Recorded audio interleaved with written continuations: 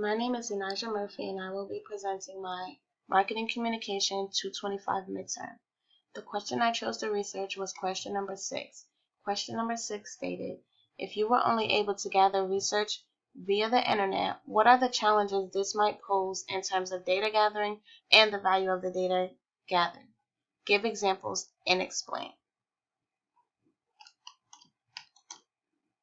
I started off by giving the definition of marketing research.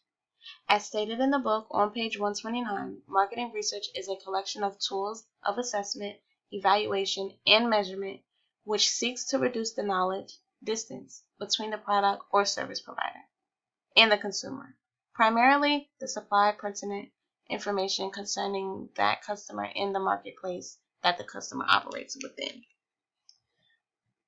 In the book, it also states on the same page that marketing research is facing rapid social, technological, and economic change. The traditional marketing research industry will either adopt new tools and talent, repositioning itself in a more strategic, consultative space, or it will fall into decline. Moving forward, I have included the chart from page 130, which defines the marketing communication research process. In this process, it starts off by defining the research problem, and if necessary, it goes to exploratory research if required. Then it will go back to defining the research problem, then researching the assessment, then research proposal and brief, data collection, and lastly, data interpretation and the report. In the book on page 131, it also included factors that determine the value of desired information. They are the degree of the newness and therefore uncertainty in a particular environment, the degree of complexity in the environment, the strategic importance and cost of making the wrong decisions, and the degree importance the company attaches to the decisions being made. Moving forward, the book discusses online market research. In the book, on page 140, when discussing online market research, it states that online is basically just another medium, and many of the techniques and concepts using lesser technology also apply here. In online market research, there are access panels, which provides respondents for survey-style information and is made up of targets who have been invited by email to take part with a link to a web survey. Also, propitiatory panel, which is an online survey set up or commissioned by a client firm, usually made up of customers of that company. With that in mind, I have included the table chart of online panels that discuss online research, advantages and the disadvantages. I will be discussing the disadvantages, which are profiles of online panels may not necessarily match those of the general population.